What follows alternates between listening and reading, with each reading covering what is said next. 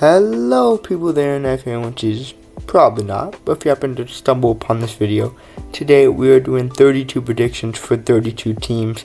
That simply means one prediction for each team, and this is all according to me, a casual. So some of these takes will be straightforward and some of them will be out of the blue. Some of them may have no explanation, but I'd appreciate if you guys subscribe, so let's get into it. For the Giants, they're going to go ahead and sign Odell mid-season, and then he's going to come out and have a vintage 100-plus yard game. I don't think this is out of the realm of possibilities. Jackson Dart want him there, Malik Neighbors want him there, and John Harbaugh has a history with them. This would be so epic and nostalgic to see. The Commanders with this low-quality photo of Sonny Styles, I think they're going to end up having a top 5 defense. I really do like the free agency pickups and the draft pickups. And I think they have the potential to be a top 5 defense. But what holding them back, I think, is their offense. I think they're going to end up being bottom 10. No wide receivers, don't love the run game. O-line isn't amazing. And Jaden Daniels has an injury history in his short career so far. So honestly, I'm not loving it. The Cowboys are going to become the new Bengals because they're going to end up paying Pickens. It's kind of hard not to. We saw his production, and Jerry's going to do it. He's going to overpay on a 3-year, $118 million deal. Just like the Bengals, only paying Dak, CD, and Pickens. The Eagles just want to play forward. I'm missing the playoffs and then finishing third in the NFC East. Don't know to who. Any of these teams are kind of contenders in the NFC East, but the Eagles are on their decline, I think. Cleveland, A.J. Brown's going to be out there. Mekhi Lemon's going to have to develop. Saquon's not producing like he did that first year. Their defense is kind of falling apart, and honestly, this could be the year that they miss it. For the Cardinals, I'm going to have Michael Wilson starting off hot with Jacoby Brissett. Last year he had that 1,000-yard season where he looked really good and like a wide receiver 1. And then a team's going to see that production and probably pay too much for him at the deadline when he just isn't valued that much. The Cardinals are a team that are probably selling because they're not winning anytime soon. So they're probably going to try to get something out of him, and they're going to fleece a team. The Seahawks, I think Jadarian Price is going to have a better season than Love. Not that Jadarian Price is a better back than Love. I just think that Price has what he needs to succeed with a great O-line and great offense compared to Love, where it's on the struggling side. And not saying that Price is going to be better his whole career, but this season I think he's going to outperform Love. This one's pretty simple. Puka goes for 2,000 plus yards and breaks the record for most receiving yards ever. Honestly, this could have been done last year if he didn't have any injuries or any off-the-field issues. He's just built different. I have the 49ers. This one's so crazy. Under 5 season-ending injuries. We all know that the last 2 years they've been decimated. And this is the year that I think no one's going to get hurt. They're all coming back from injury, and hopefully nothing happens to them. For the Saints, I have Tyler Shough having a Drake May kind of year, like last season, where the Saints are probably going to have an easy schedule. Obviously, Tyler Shough looked good down the stretch, and he could be in the MVP conversation though under Chris Olave and Jordan Tyson, and that easy schedule is probably going to make him look pretty good.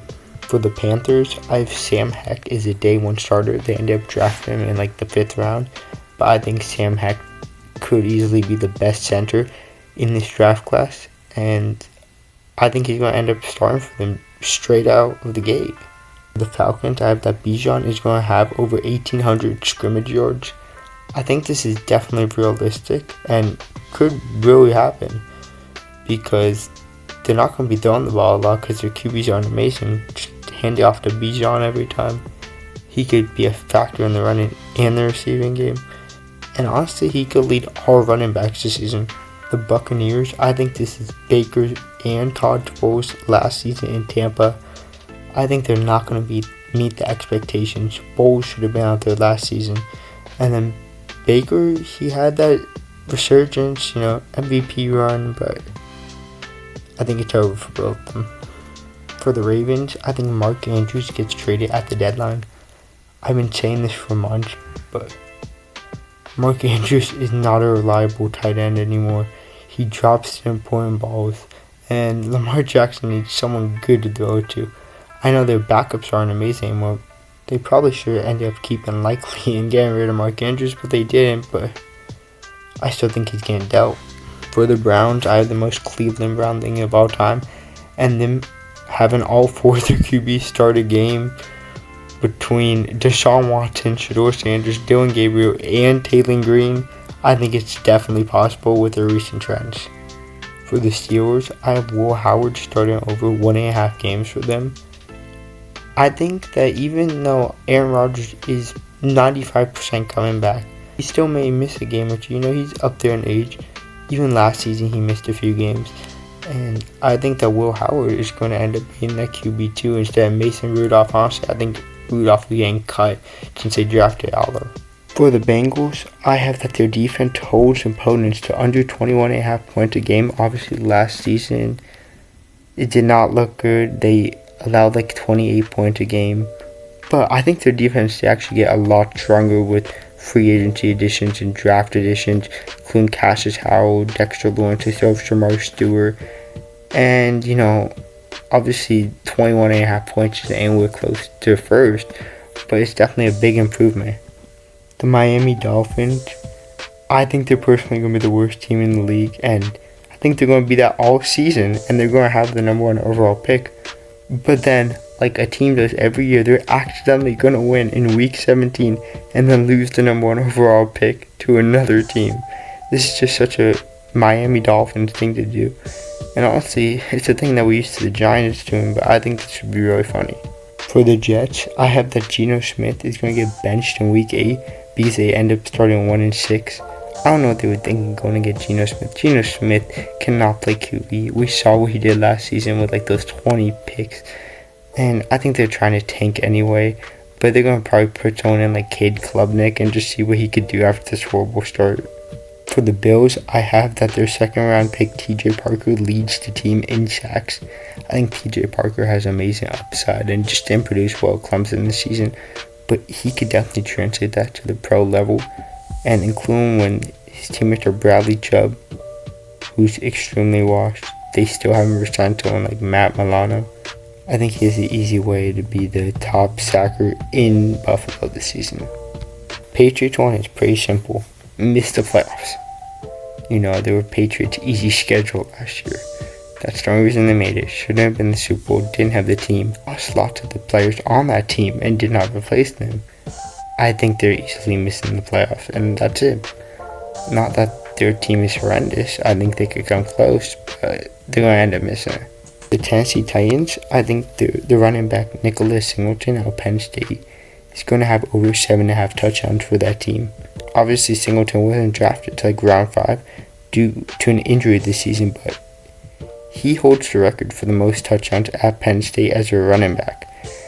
And this dude's an absolute dog, including when he's competing with the agent Tony Pollard. I don't know if they really believe in Tajay Spears I do, but I think he's going to end up being one of those players, he just keeps getting touches at the right time, kind of like a Zach Charbonnet, and he's just going to get a bunch of touchdowns. For the Texans, I think that C.J. Stroud returns to his rookie form and finally puts the pieces together, because this team is definitely capable of making a deep playoff run. Their defense, I think, is going to end up number 1. And if C.J. Stroud plays as an above-average quarterback, they easily win the Super Bowl. Including when they're getting a wide receiver like Tank Dell back. He was a little two-parter for the Colts. I think that Alec Pierce is not going to live up to the contract. I think he's going to end up getting under 700 yards on the season because he's never really been that good. He's just a deep threat. And then Warren is going to end up being the leading receiver because he had an amazing rookie season, and when they're getting their QB back, I think this team could be good, but I don't think Alec Pierce could be a wide receiver 1. Someone who could be a sneaky wide receiver 1 is Parker Washington. I think he's going to have a 1,000-yard plus season.